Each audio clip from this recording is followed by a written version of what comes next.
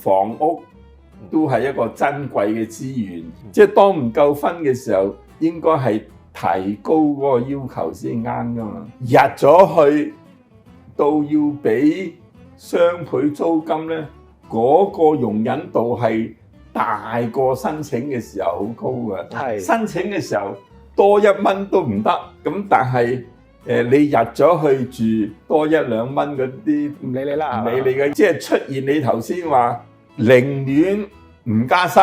係我咁多伙計呢啲事情唔係第一次遇到㗎啦。係有啲人話先生。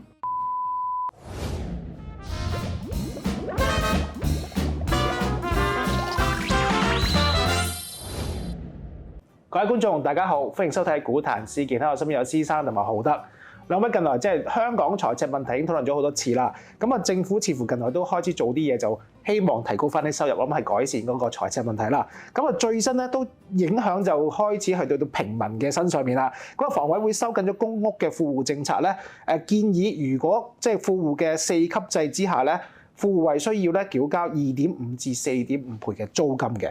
咁啊，兩位認為呢個調整幅度其實合唔合理，係多還是少咧？咁另外咧，喺新政策之下咧，如果4年嘅每月入息係超出限額4至5倍咧，或者家庭入息超額5倍咧，甚至乎係必須要即刻係遷出嘅，會唔會呢個門檻先生認為寬鬆定係嚴謹咧？可能先問一問先生嘅意見先係。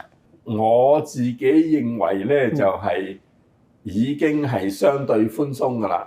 不過以前可能房委會喺執行富戶政策嘅時候都係比較鬆手嘅，咁對有一啲嚟講，可能覺得比以前緊咗啦。因為房屋都係一個珍貴嘅資源，而對於有需要嘅人嚟講咧，如果喺房屋上能夠幫到佢哋咧，對佢哋嘅生活係可以改善好大嘅。咁所以喺咁嘅情況下，就我哋應該盡量避免房屋資源被誤用咯。咁我自己就一向主張咧，就係如果超越咗個日息上限去到一定嘅程度咧，政府係應該收翻間屋嘅，因為嗰個人都唔係你資助嘅對象，都唔符合你資助嘅要求，咁冇理由繼續忍受呢樣嘢啊！除非香港真係房屋好多大量空置，咁咪好嘥嚇。咁但係而家係輪候冊上面仲有好多人㗎嘛。咁所以我認為應該盡量將資源撥俾有需要嘅人咯。先生嘅意思即係認為可能過去都好鬆啦，所以而家收緊少少，其實都鬆嘅，都可能會反應比較大啲。唔理得呢啲反應，你做事講道理噶嘛，唔係有人嘈就佢噶嘛。以前就係我以前都試過喺房委會啦，房委會入邊有一紮係需要選票嘅委員噶嘛，佢哋最中意即係議員。係啊，議員同時係房委會委員啊嘛。咁佢哋係專門一個就要降低日息上限，咁咪等多啲人符合資格。咁你都唔夠，仲排緊隊，仲俾咁多人入嚟，咁咪變咗啲最需要嘅人反而攞唔到咯。所以喺當時呢種壓力下咧，就好多人都為民請命嘅，但佢唔係為大多數有需要嘅人請命喎，佢只係想出嚟賣口乖嗱，我又幫你爭取咗資格啦，本來你冇資格申請嘅，全靠我幫你出聲，而家你就有資格申請啦。即係佢攞多啲人入嚟可以申請，就會揾有多啲人會支持佢啊嘛。咁但實際上你都唔夠分，仲俾咁多人入嚟，即係當唔夠分嘅時候，你就應該係提高嗰個要求先啱噶嘛，咁先會俾到啲最需要嘅人優先攞到資源啊嘛。咁而家係資源不足，咁梗係應該揸翻緊啲咯。咁就唔係話幾多倍唔幾多倍嘅問題，而係佢實質上係咪已經超越嗰個日息上限好多咧？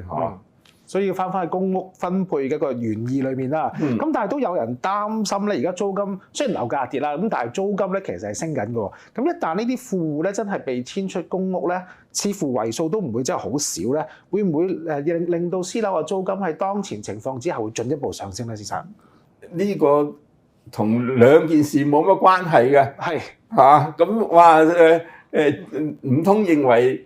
因為驚趕咗佢出公屋就租咗私樓，私樓租金會上升，就由得佢違反嗰個即係公屋嘅出租嘅要求咩？兩樣嘢係唔同層次嘅嘢嚟㗎嘛。即係你如果係私人市場供應不足，你咪增加供應咯，唔係去容忍富戶㗎嘛。所以我唔明白呢個邏輯係點嚟嘅。唔係我哋意思，其實係想問會唔會即係咁樣會唔會令到租金係再上升咧？私樓只係佔私樓租務市場一定嘅因素，你要多啲人入嚟，理論上梗係會升咗啦。但係而家私樓嘅租金本身就係升緊，升緊嘅原因咧就唔係話將公屋富戶個政策收緊咗造成嘅，升緊嘅原因就係香港嘅住屋供應根本唔係好足夠啊嘛。咁你要對症下藥，即係你而家提出嚟咧，就似乎以租金可能上升為富戶辯護嚇，咁呢個就係作題目嗰個人要負責啦。或者我哋用另一個角度啊，都網上傳聞啦，先生唔知真係假嘅，但係網上傳聞咁有一啲宅界嘅朋友咧，即係宅界嘅公屋富戶咧，就寧願咧去要求自己公司係減薪啊，令到自己唔會宅界。其實你覺得呢種做法會唔會都多人會咁樣做咧？先生唔止富戶嘅問題啊，更多出現喺即係呢種情況，更多出現喺申請公屋啊、申請居屋啊，喺佢申請嘅時候咧，已經係做呢樣嘢㗎啦。咁至於話入咗去到要俾雙倍租金咧，嗰個容忍度係大過申請嘅時候好高㗎。申請嘅時候多1蚊都唔得，嚇。咁但係你入咗去住都住緊啦，你多1-2蚊嗰啲唔理你啦，唔理你嘅，要多成幾倍㗎嘛。咁所以嗰啲已經係容忍又容忍㗎啦。咁所以即係出現你頭先話寧願唔加薪。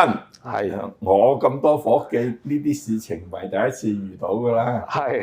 有啲人話先生可唔可以唔加我字啊？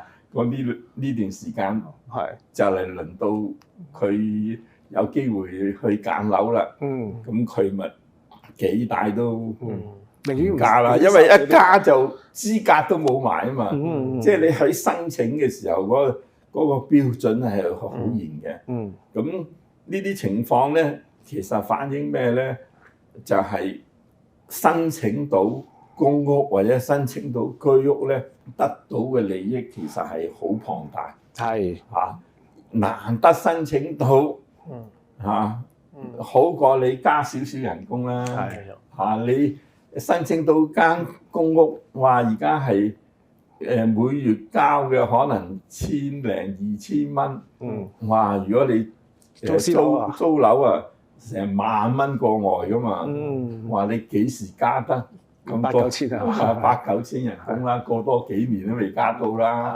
咁所以啲人一旦有機會攞到呢啲咁嘅福利咧，寧願唔加人工啫。或者做散工，你要公司唔加人工咧，係好難嘅。即係我都同嗰個叫我唔好加字嘅同事講，我如果配合你咁樣做咧，我分分鐘有機會犯法嘅。咁同埋你咁做，都唔係一個好嘅做法。我就建議佢就諗清諗楚先。當然你有權提出唔好加我人工嘅，呢個提出嘅權佢幾時都有嘅。係。咁加唔加咧？公司都有個 say 噶嘛。係嚇，等於你唔係你叫公司加就加噶嘛，亦都唔係你叫公司減就減噶嘛。係嚇。咁如果你叫公司減就減咧，咁公司可能係同你串謀去呃政府噶嘛。咁所以話我哋未必做得嘅。所以僱主都係要小心。不過先生你都講到個問題啦，就係即使咧而家塵埃落定咧，叫做加咗租金啦，但係其實個利益真係好大嘅，因為租金咧即使加完之後咧，可能佔嘅中位數收入家庭中位數收入咧都係約莫係11%左右。私樓應該都普遍係超過30%啦。咁先生認為今次加完之後，其實政府會唔會喺未來幾年，似乎財赤都唔係咁容易去減低嘅時候咧，會繼續加落去咧？我頭先講而家嗰個公屋嘅資助咧係幾高下嘅。咁造成一個攞到公屋同攞唔到公屋嗰個差異係好大，即係好大嘅。一旦申請到公屋咧，你嘅可支配嘅收入就即刻大幅上升啊嘛。所以我自己唔知我有呢個感覺，我見過有一啲學者啊都提過呢個論調嘅，即係唔好讓住公屋同埋住私樓嗰個差異擘得咁闊咯。如果咁講咧，即係喺政府財赤或者房委會入不敷支嘅時候咧，適量地提升公屋嘅租金咧，係會令到成個社會相對平衡啲嘅。明白。咁所以大家都有心理準備咧，有機會係繼續會加落去啦。咁啊講完即係加租金啦，我哋講一講其他香港經濟啦。咁啊問一問浩德啦，浩德其實有一間公司好出名嘅內地，亦都可能好多人都幫襯過，就係京東咧，近嚟就銀彈供港啊。咁咧佢就即係聲稱買貴就賠，30日會包退，180會包換咧，即係香港應該比較少咧，叫做電商係會做呢件事咧，就叫供港啦。你認為即係呢啲內地嘅咁嘅巨頭供港，究竟對香港現有嘅一啲電企咧，譬如可能係百老匯或者豐澤，有冇啲構成即係直接嘅衝擊啊？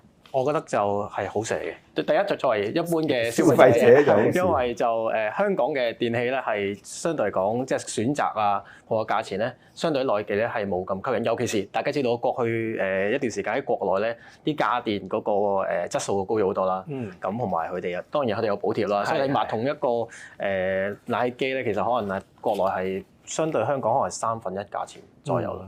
咁所以係有個吸引力嘅。咁所以咧，你話國內嘅企業，利用佢喺國內已經有嘅資源啊、供應鏈啊、產品啊等等拎嚟香港去做啊，咁我覺得對整體香港嘅消費者係好，同埋即係香港一般都係一個即係自由競爭嘅市場嚟㗎嘛。咁你如果你價廉物美嘅話，你會取代現有嘅，咁我覺得係合理啦。咁但係亦都明白香港點解好多行業尤其零售上高都會出現一個類似寡頭壟斷咧？就喺香港第一就係即係零售嚟講，個租金係偏貴嘅。偏貴咧就變咗咧，其實就即係從個經營之後，呢個可以問下施老闆啦。不過你話即係租金越高，即係話你嗰個風險越高，風險越高咧，你個體戶就好難經營嘅。即係你一間鋪頭，就算你覺得正常，你可以計完數啦，計完你有幾多生意，有幾多成本，咁你有咁嘅利錢，但係可能一個半個浪，可能一個疫情啊，或者突然間啲人去北上消費。突然間你個防守力好低嘅，咁所以咧喺香港你會見到大部分嘅零售企業咧都變咗一定係要好似同我哋買股票一樣，你買一隻咧就風險太大，咁你一籃子咁買，咁所以你見到香港都出現一個情況就係大部分零售都係一個零售集團咯，因為佢嘅就會可能抵禦到呢個問題啦，即係你一個鋪就算錯咗。即係我用阿施老闆，中原咁多間前線嘅鋪頭，總係有啲唔得噶嘛。如果你係一個老闆一間鋪，咁冇大件事啊。好似阿施生咁，你有咁大嘅資源或者伙計去做調配，咁係必然係會出現一個優勢。咁所以香港一直以來就係會出現咁嘅情況咯。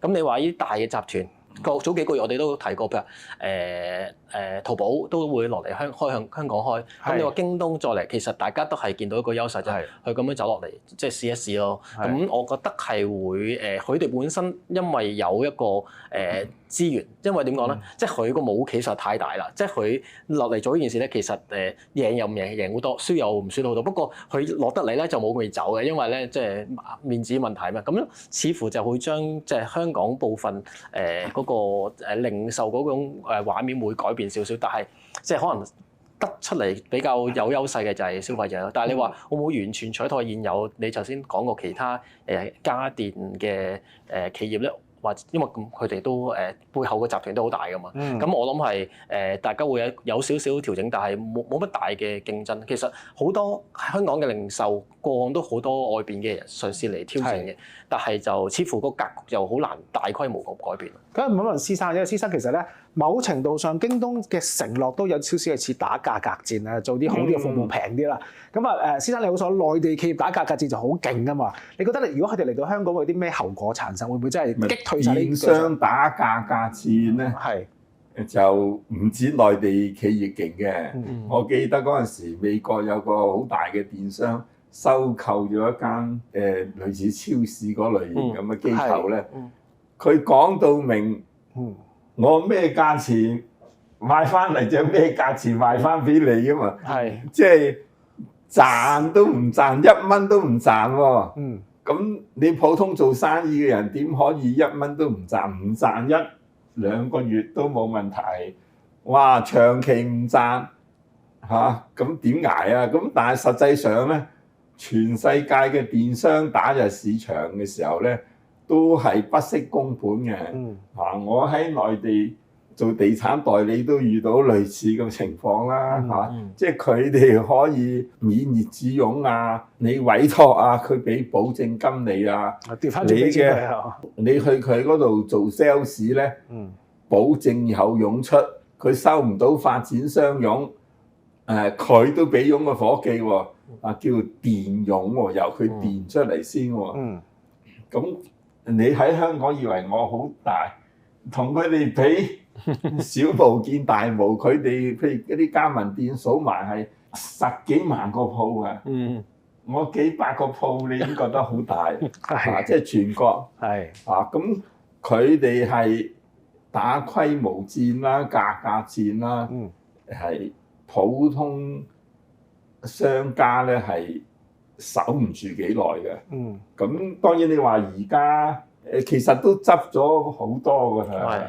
而家啲得翻呢2大陣營咁滯嘅啫，嚇背後都好大嘅，但係背後好大，同埋佢有冇呢種電商嘅經營作風，肯唔肯奉陪到底，係另一回事啊嘛。哇！佢老細喺其他地方賺緊大錢，冇興趣賺啊呢啲嘢，都唔出奇噶嘛。咁所以我可以補充個參考，即係其實過往國內嘅家電嘅零售商，譬如國美都嚟咗香港一段時間，佢入鄉都係隨續都係跟翻香港個遊戲規則咯。咁所以我覺得又唔需要話覺得會係依家分明唔係咁嘅遊戲規則啦。但京東之前都有啲相關企業，譬如話嗰個賣凍肉嘅鋪頭都嚟咗香港，都有大約1-2年前都令到大家覺得會唔會即係改變咗個零售市場。不過我見到時都個規模都佢哋好似減少緊，所以雖然佢哋即係呢啲咁嘅大集團就係喺國內當然係已經係脫穎而出，亦都有好好嘅資源啊，好多叻嘅人，但係嚟到香港都唔係次次都一定唔得。問題佢香港係咪佢即係必攻嘅地方咯？冇錯。不過所以我同意阿浩德所講咧。